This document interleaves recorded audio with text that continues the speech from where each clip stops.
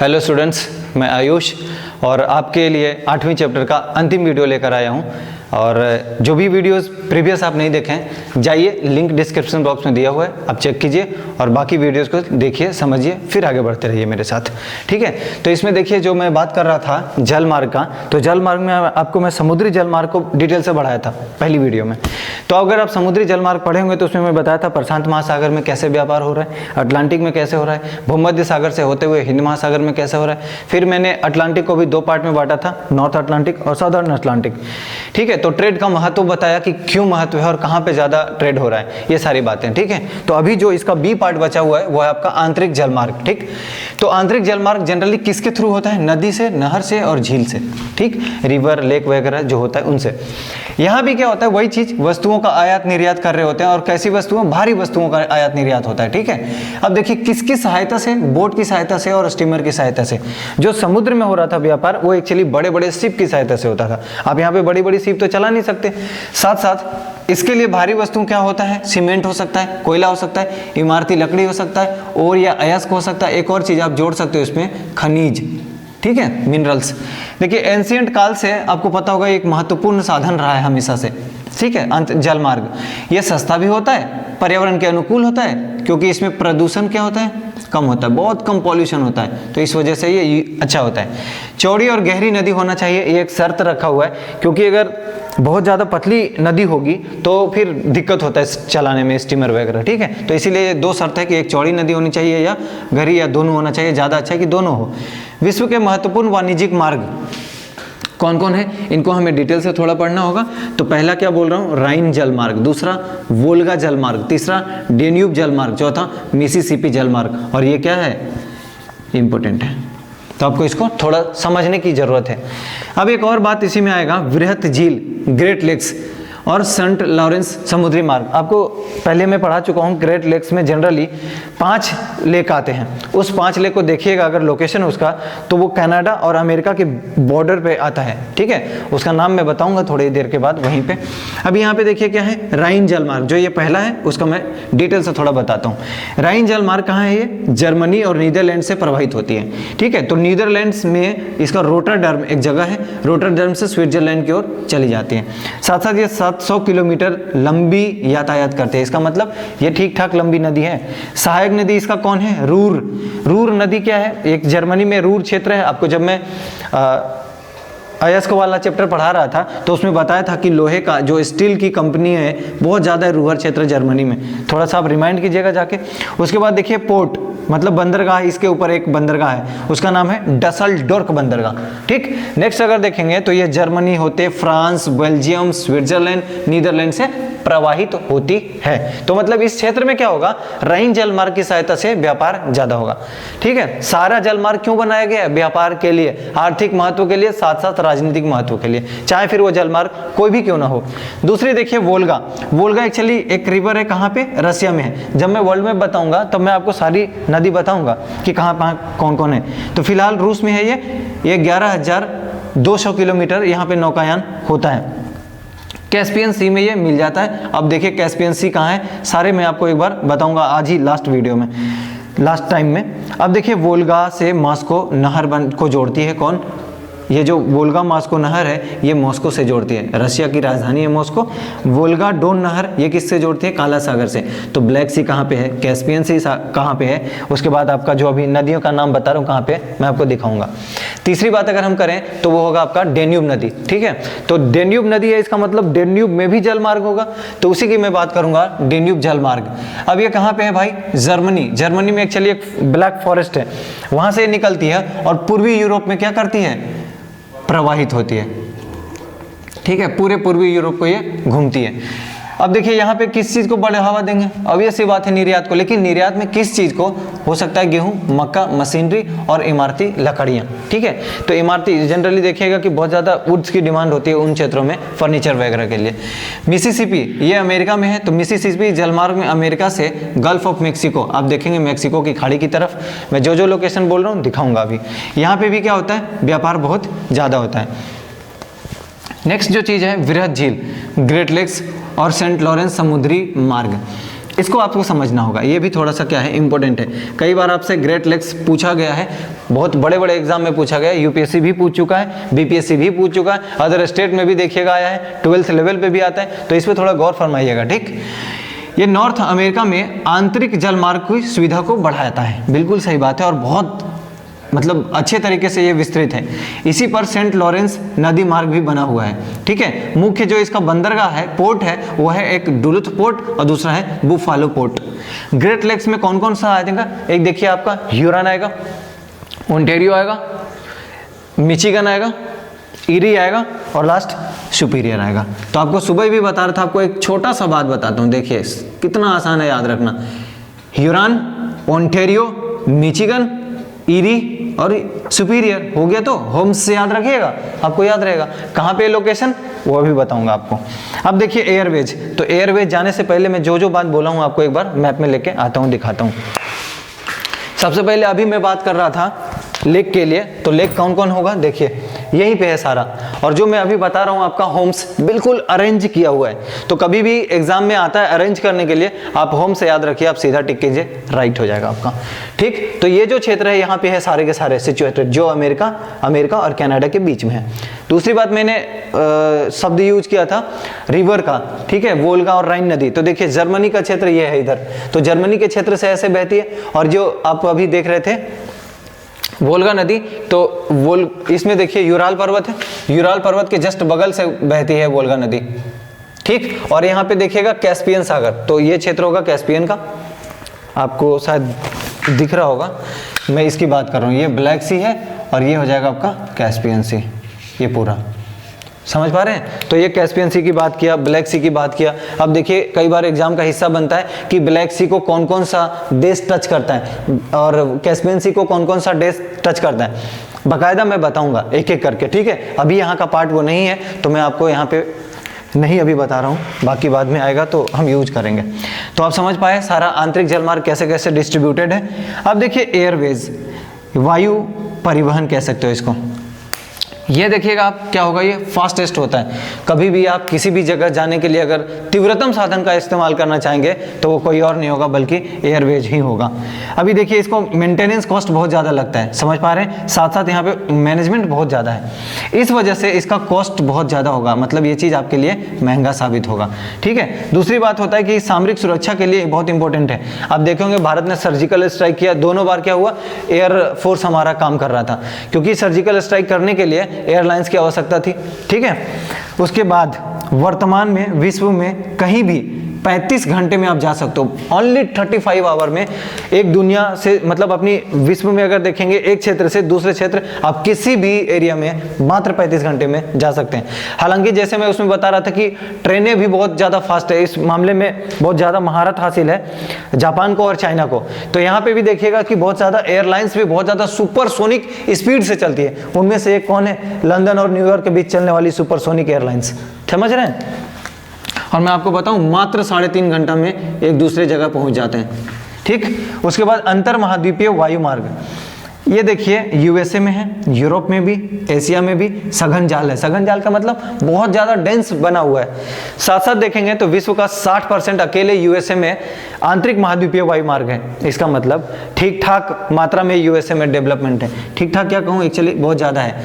Reason देखिए जितने ज़्यादा डेवलप्ड कंट्रीज हैं उन सब में अंतर महाद्वीपीय वायु मार्ग ज़्यादा है। कुछ नोड बिंदु हैं, नोड पॉइंट बोल सकते हो, जैसे London airport, Paris airport, Chicago airport, New York airport, Amsterdam airport. अब देखिए डेवलप्ड कंट्रीज में ये ज़्यादा है, मैं आपको यही समझा रहा था। जनरली जो डेवलप्ड देश होते हैं वो अपना परिवहन साधन को तीव्र करना चाहते हैं, तो ऐसे में क्या हुआ, उन्होंने बनाया, एयरलाइंस पे बहुत ज़्यादा फोकस किया। हालांकि भारत भी लगातार, अभी बताया था कि बजट में 100 नए एयरपोर्ट बनाने की बात किया और भारत में उड़ान योजना के तहत लगातार डेवलपमेंट जारी है। अब देखिए पाइपलाइंस आता है, एक नया सेक्टर जो बचा हुआ है। पाइपलाइंस में क्या होता है, जनरली लिक्विड पदार्थ को, लिक्विड मैटर को एक से दूसरे जगह, साथ साथ गैसियर मैटर को एक से दूसरी जगह क्या करवाते हैं हम लोग, परिवहन के लिए यूज करते हैं। ये भी ज़्यादा तीव्रतम होता है, प्रबंधन ज़्यादा मैनेजमेंट करना पड़ता है। आप समझिए कि अगर इस तरह से कोई पाइपलाइन गया हुआ है, अगर कहीं पे लीक हो जाएगा, इसका मतलब क्या हुआ, सारा वेस्ट है। इसी वजह से मैनेजमेंट की आवश्यकता बहुत ज़्यादा होती है। बिकॉज हो सकता है यहाँ कोरोजन ना हो, तो कोरोजन लेस रखने के लिए, साथ साथ इसकी मेंटेनेंस, लीकेज को बचाने के लिए ऐसी प्रावधान किया गया है। विश्व के अनेक देशों में ये हो रहा है। जैसे क्या क्या चीज़ के लिए यूज होता है? ऑयल के लिए सबसे ज़्यादा यूएसए यूज करता है, एलपीजी लिक्विड पेट्रोलियम गैस के लिए, वाटर पाइपलाइन है, लिक्विड कोल। अब देखिए कई बार होता है कि कुछ अयस्क को हम एक जगह से दूसरी जगह अगर पाइपलाइन के थ्रू भेजना चाहते हैं तो उसको क्या करते हैं, लिक्विफाई कर देते हैं, मतलब कुछ चिपचिपा पदार्थ के साथ उसको हम भेज देते हैं तो वो ज़्यादा आसानी से चला जाता है, इसीलिए लिक्विड कोल यहाँ लिखा हूँ। मिल्क सबसे ज़्यादा न्यूजीलैंड है जो कि मिल्क को पाइपलाइन के थ्रू प्रोवाइड करवाता है, और पेट्रोलियम। अब एक और बात देखिए, सबसे ज़्यादा इंपॉर्टेंट ये शब्द है आपके लिए, बिग इंच। कई बार क्वेश्चन का हिस्सा हुआ है 12th में, तो अभी प्री बोर्ड वगैरह में भी पूछ लिया था, और वैसे भी कंपटीशन एग्जाम में भी ये आया हुआ शब्द है। तो बिग इंच क्या है? बहुत ज़्यादा फेमस पाइपलाइन एक्चुअली, ठीक है, मैक्सिको की खाड़ी से ऑयल निर्यात करता है साउथ ईस्ट स्टेट्स को, ठीक है, अमेरिका के आसपास। भारत में देखिएगा तो भारत में अगर पाइपलाइन की बात करूं तो नेशनल ग्रिड, अभी आपको बताया था कि गैस पाइपलाइन है, और एक तापी परियोजना, बार बार मैं इसमें कह रहा हूं ये अभी एक्चुअली प्रस्तावित है, ये फाइनल नहीं हुआ है। तो कहां कहां किस किस देश में ये जाएगा? तुर्कमेनिस्तान, अफगानिस्तान, पाकिस्तान और इंडिया, ठीक है। रोड़ा बना हुआ है पाकिस्तान, अदरवाइज शायद ये अभी तक सक्सेस हो चुका होता। संचार या communication another topic, last topic इस चैप्टर का। तो संचार और कम्युनिकेशन में देखिएगा, संचार मैं आपको शुरुआत में एक बात बताया था कि परिवहन और संचार एक दूसरे के पूरक हैं, वो अभी बताऊंगा कैसे, क्योंकि मैं बताया था कि जब मैं लास्ट होते होते दोनों समझाऊंगा तब आपको समझा पाऊंगा कि कैसे पूरक है। शायद आप भूल गए होंगे, मैं नहीं भूलूंगा, ठीक। अब देखिए ये संचार का साधन क्या हो सकता है? टेलीग्राफ हो सकता है, सेलफोन हो सकता है, टेलीफोन हो सकता है। वर्तमान में डेवलपमेंट बहुत ज़्यादा हुआ है। क्यों हुआ है और किस माध्यम से हुआ है? देखिए ऑप्टिकल फाइबर वायर की मदद से। यहाँ पे एक जनरली एक कॉपर का वायर यूज करते हैं, और पूरे वर्ल्ड में ये धीरे धीरे बढ़ता चला जा रहा है। जैसे जैसे कंप्यूटर का विकास होता चला गया, एक्चुअली देखिएगा कि 1990 के बाद लगातार डेवलपमेंट हुआ कंप्यूटर के सेक्टर में। इस वजह से बोल रहा है कि कंप्यूटर डेवलपमेंट बढ़ने के कारण इंटरनेट का इस्तेमाल बहुत ज़्यादा बढ़ता चला गया। देखिए अगर मैं डबल एरो बनाऊँ इसका मतलब महत्व ज़्यादा है, अगर और बनाऊँ इसका मतलब और ज़्यादा है। तो इन छोटे छोटे इंडिकेशन को आपको समझना चाहिए, ठीक है। अब देखिए आपको बताता हूं, अगर आप परिवहन कर रहे हो, कहीं से किसी चीज को कहीं के लिए भेजे हो, अगर आप कम्युनिकेशन सही से नहीं करोगे तो देर हो जाएगी। अगर आप जुड़े हुए हो तो शायद वो आसान होगा। इसी वजह से परिवहन और संचार एक दूसरे का पूरक है। जैसे मान लो कि किसी ने दिल्ली से सामान भेजा और मुंबई को, बहुत बार उसको दिक्कतें होगी। अगर वो कम्युनिकेशन से एक दूसरे से अटैच्ड है तो लगातार उसको सपोर्ट मिल जाएगा, और क्या होगा, वो गुड साथ बढ़ता चला जाएगा स्टेप बाय स्टेप। और अगर संचार नहीं होगा या कम्युनिकेशन लैक होगा तो वो बहुत तेजी से नहीं जाएगा एक दूसरे जगह पे। समझ पा रहे हैं ना? इसीलिए एक दूसरे के पूरक हैं। अभी आइए और समझ में आएगा आपको इस पॉइंट को समझने के बाद। उपग्रह संचार क्या है? इंटरनेट पृथ्वी पर सबसे बड़ा विद्युतीय जाल है। लिटरली ये धीरे धीरे इतना तेजी से बढ़ता चला जा रहा है कि आपको क्या बताऊं, अभी फिलहाल महसूस कराऊंगा। और 1000 करोड़ लोगों को कनेक्ट किया हुआ है ये। इसका लगातार यूज क्या हो रहा है? बढ़ रहा है। ट्रिपल एरो है, इसका मतलब बहुत ज़्यादा बढ़ रहा है। और आप लोग तो समझ ही रहे होंगे, विदाउट फोन तो जिंदा ही नहीं रह पाते हैं कोई, ठीक है। 1970 से देखेंगे यूएसएसआर में अंतरिक्ष विज्ञान, इसका मतलब सैटेलाइट्स बहुत ज़्यादा भेजे जा रहे हैं। खासे तौर पे अग्रणी कौन कौन है शोधकर्ता, मतलब रिसर्च करने वाला देश, उसमें से यूएसए और यूएसएसआर। लेकिन वर्तमान समय में आप देखे होंगे इसरो, भारत का जो सैटेलाइट होता है लॉन्च करने वाला इसरो, ठीक है, इंडियन स्पेस रिसर्च ऑर्गेनाइजेशन। तो इसरो भारत के लिए बड़ा कीर्तिमान हासिल किया है। लगातार इसरो क्या कर रहा है? भारत के लिए उपग्रह को भेज रहा है। और अगर ऐसे में देखिएगा तो बहुत बड़ा एक आर्थिक स्थिति को भी बढ़ावा दिया है। कैसे? अलग अलग देशों का भी हम सैटेलाइट को लॉन्च कर रहे हैं श्रीहरिकोटा से। अगर ऐसे में देखा जाए तो बहुत सारा हमें डॉलर अर्न होता है, जो कि हमारी इकोनॉमी के लिए फायदेमंद है, लाभदायक है। अब देखिए भारत की अगर स्थिति आप देखोगे तो भारत सबसे पहले आर्यभट्ट 1979 में उड़ाया, फिर भास्कर 1979 में ही। ध्यान रहे आर्यभट्ट इंपॉर्टेंट है क्योंकि ये सबसे पहला है। वो पूछा गया है कई बार कि भारत का सबसे पहला उपग्रह कौन सा है, आप आंसर करोगे आर्यभट्ट। दूसरा है भास्कर, तीसरा है रोहिणी 80 में, और एप्पल है 1981 में। ध्यान रहे कि एप्पल देख के अमेरिका मत लगा दीजिएगा कि एप्पल की फ़ोन उसका आता है सारा। अब एक बात देखिए, लगातार क्या हो रहा है, हर साल ये डेवलपमेंट होता चला गया, और आज हम विश्व में चौथे नंबर पे आते हैं भाई। हमारे यहाँ भी डेवलपमेंट बहुत ज़्यादा रिसर्च के साइड, मतलब उपग्रह संचार के साइड में देखने को मिला है। इसका लाभ क्या होता है? लाभ हो सकता है कि आपका रेडियो कम्युनिकेशन, टेलीविजन, फ़ोन, उसके बाद मैपिंग को समझना होगा। देखिए जो भी अभी देखते हैं कि इंफ्रास्ट्रक्चर का डेवलपमेंट हो रहा हो, चाहे वो रोड हो, चाहे वो फॉरेस्ट हो, चाहे वो एग्रीकल्चर सेक्टर हो, इधर सिक्योरिटी सेक्टर हो, सबके लिए बहुत ज़्यादा महत्वपूर्ण है मैपिंग। अभी आप लोग जो भी जीपीएस यूज करते होंगे तो क्या करते हैं, उसके थ्रू कहीं भी जाना चाहते हो आप, उसका लोकेशन को ट्रैक कर लेते हो, आप चले जाते हो। ये किसका कमाल है? ये उपग्रह संचार का ही कमाल है।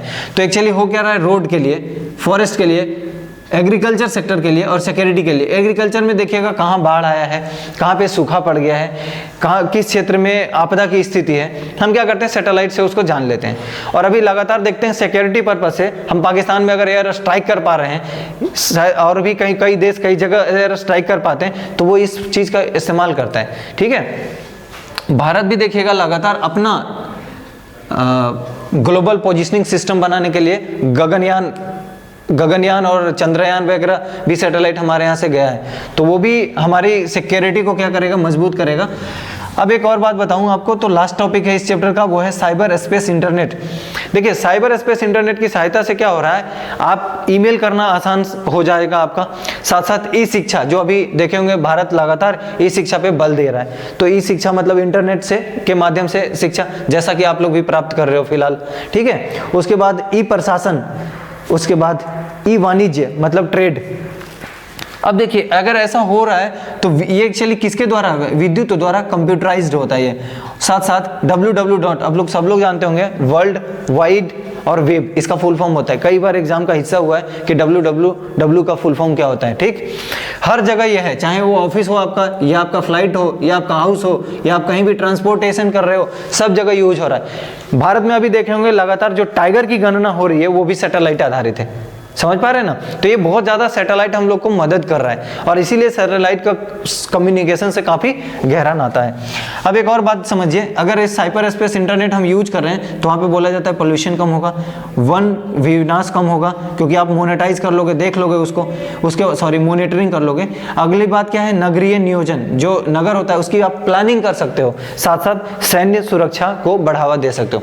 अगर आप देखेंगे अभी तक तो आपने जो भी पढ़ा परिवहन से लेकर अभी संचार तक, इसका महत्व आपके डेली लाइफ में बहुत ज़्यादा है। अगर कभी भी क्वेश्चन आए तो आप महसूस कीजिए इनको, और किस सेक्टर पे क्वेश्चन जा रहा है, क्वेश्चन को आप ब्रेक करें एक अलग अलग हिस्सों में, फिर आप सोचें कि आपसे वो डिमांड क्या करता है। बाकायदा भूमिका मतलब इंट्रोडक्शन, फिर मेन बॉडी का बनाइए, उसके बाद तो अगर डायग्राम फ्लो चार्ट होता है जरूर बनाइए, उसके बाद आप एक छोटा सा निष्कर्ष दीजिए, हमेशा आपका आंसर बहुत अच्छा होगा। बाय द वे, अगर किसी को समस्या आ रही होगी आंसर लिखने में, आप मुझे कमेंट बॉक्स में बताइए, मैं आपको सिखाऊंगा कैसे आप आंसर को लिखेंगे। बहुत अच्छे तरीके से मैं आपको समझा दूंगा, आसान होगा फिर आंसर पे अटेम्प्ट लेना। रीजन, आपके पास नॉलेज होगा तो आप आंसर कर सकते हो। समझ रहे हैं, फॉर्मेटिंग का समस्या हर किसी के साथ शुरुआत में होती है। ठीक है, मैं भी सीख रहा हूं, मैं भी कोई महारत हासिल नहीं हूं, तो हम लोग साथ में सीखेंगे। आपको भी मैं बताने के लिए सज्ज हूं। धन्यवाद।